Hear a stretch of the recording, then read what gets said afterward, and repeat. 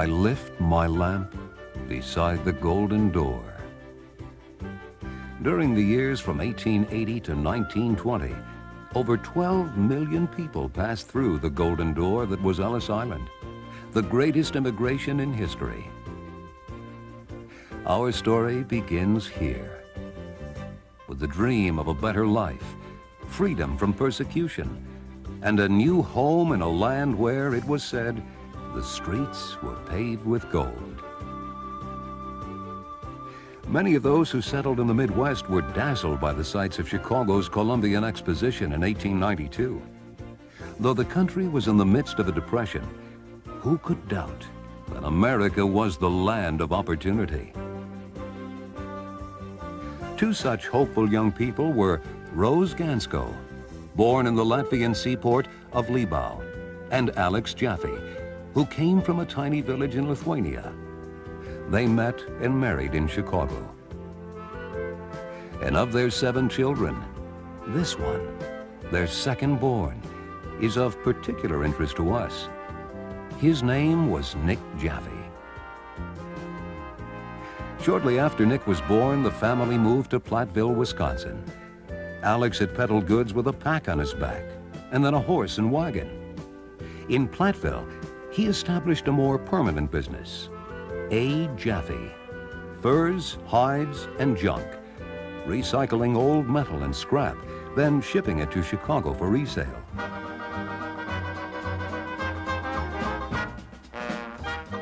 Nick had a Huckleberry Finn-like childhood.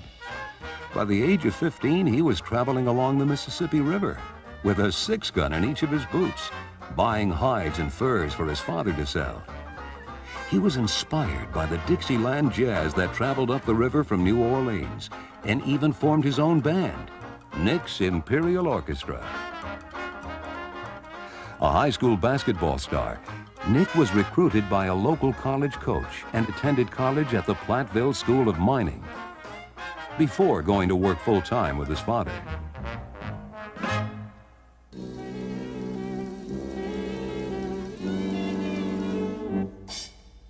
The family moved to Chicago after the Farmers' Depression of 1921, as Alex sought new business opportunities. Nick stayed in Platteville to run the scrap business. In 1927, he closed up shop, and at the age of 21, joined his family in Chicago. There, Nick held many jobs, unloading chickens at the market on South Water Street, working as a night mechanic in a garage, and selling automobiles.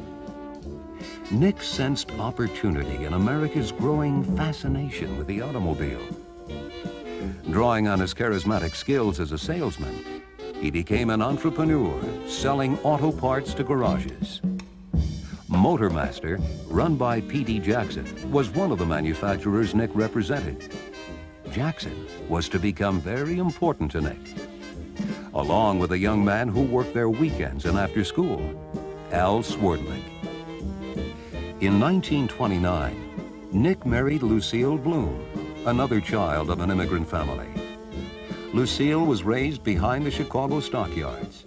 A graduate of the University of Chicago, she was a public school teacher.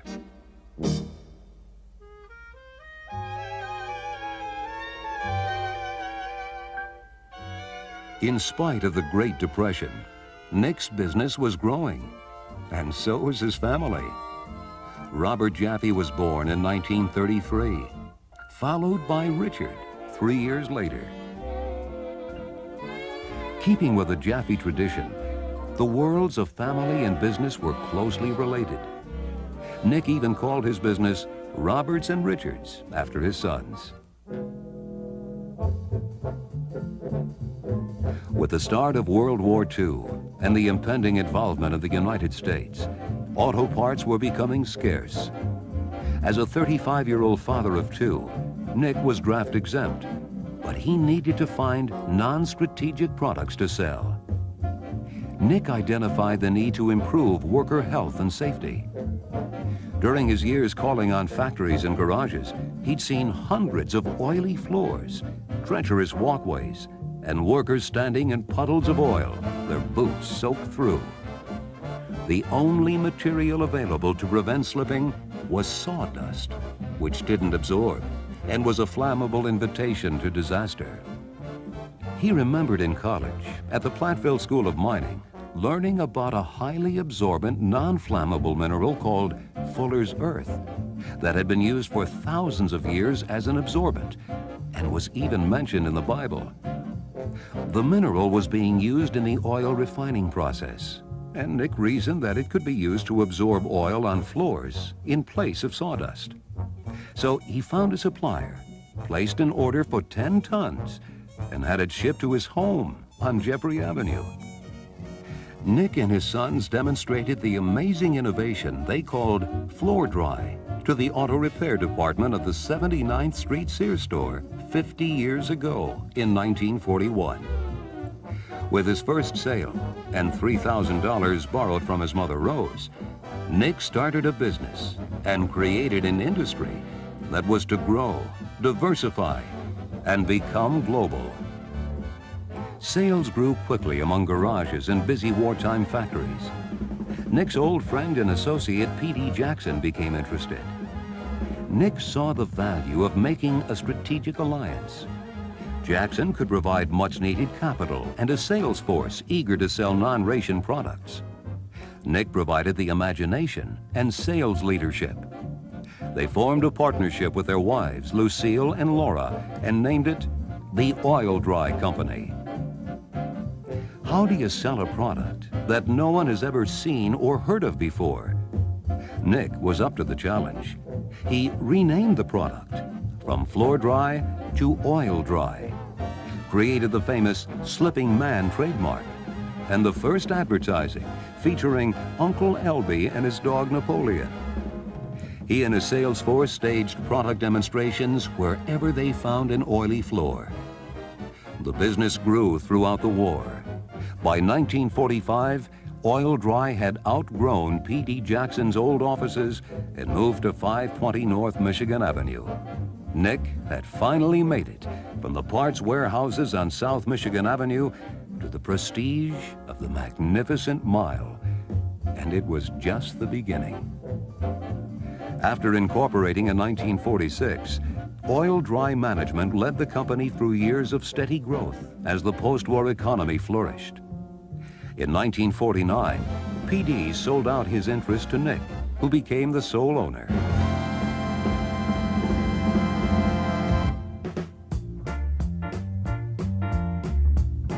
The worlds of family and business blended again as Nick's brothers returned from the war.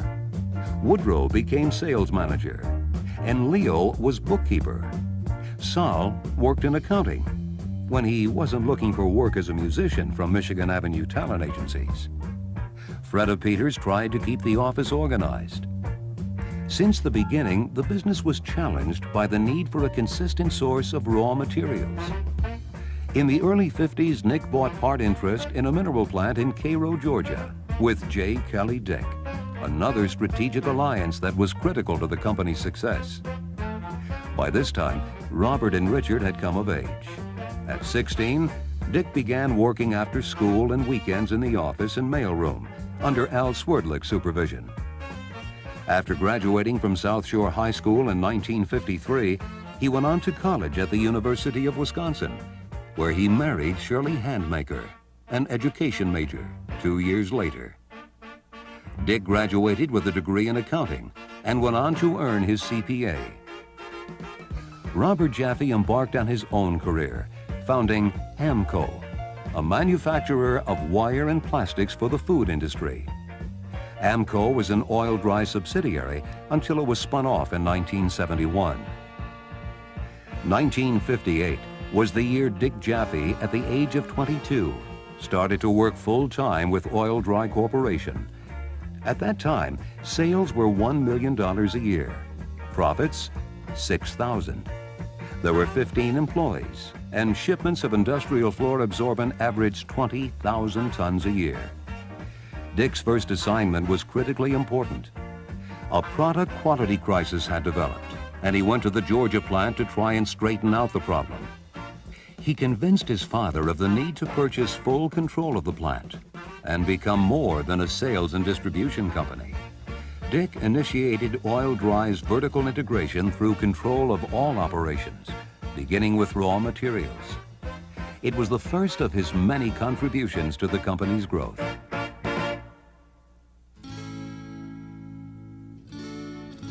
After completing the purchase of the Cairo plant, Nick and Richard negotiated the acquisition of Howell Southern Products in Ripley, Mississippi. But before the deal could be closed, Nick Jaffe passed away in 1962 at the age of 56. 26-year-old Dick now had to make another critical decision. With financing from the Harris Bank and support from his legal and accounting advisors, he completed the deal for Howell Southern Products. As Oil-Dri marked its 25th anniversary, there was no turning back.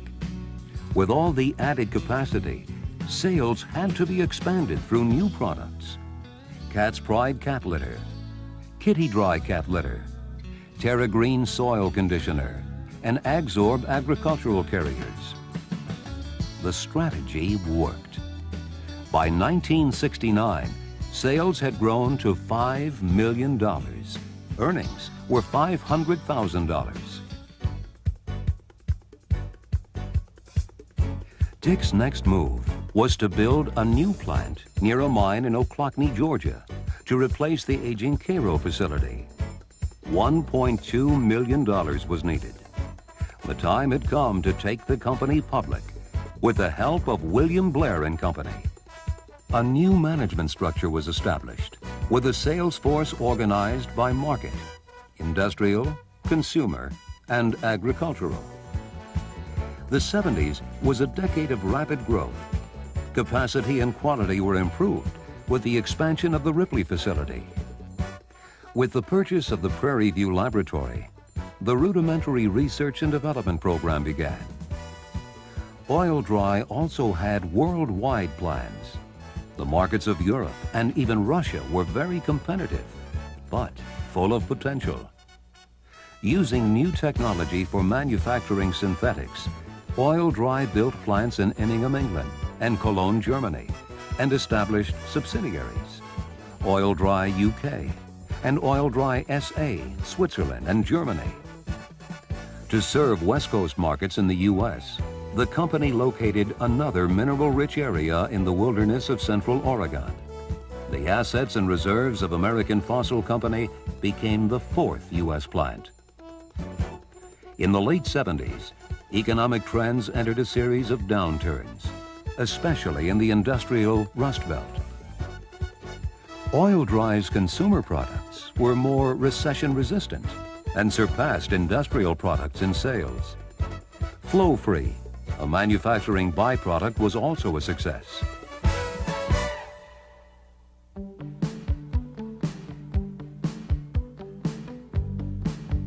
By 1980, annual sales had reached $33 million. Earnings were $1.2 million.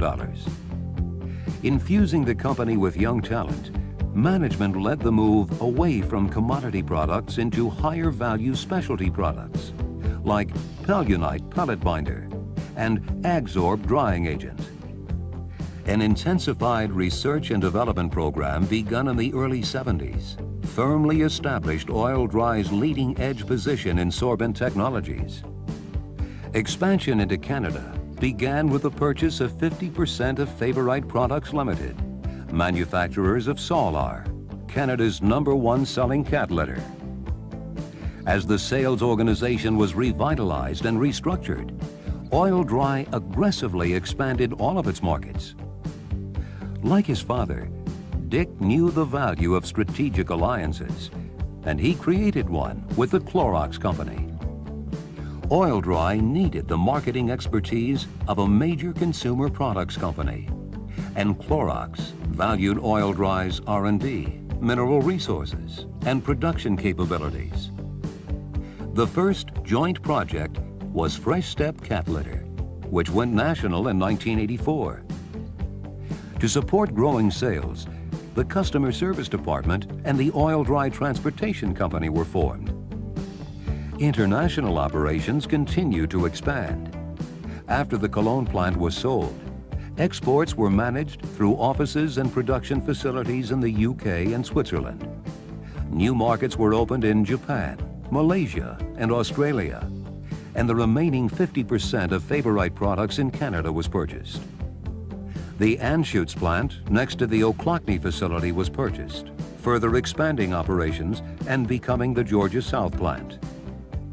The Oil-Dri research effort developed two new technical products, Pure Flow Bleaching Clay and Ultra Clear Clarification Aid, for which the Georgia Potters plant was built. The Blue Mountain, Mississippi plant was purchased to handle the growth in the consumer products business, particularly the new strategic alliance with the Walmart Company.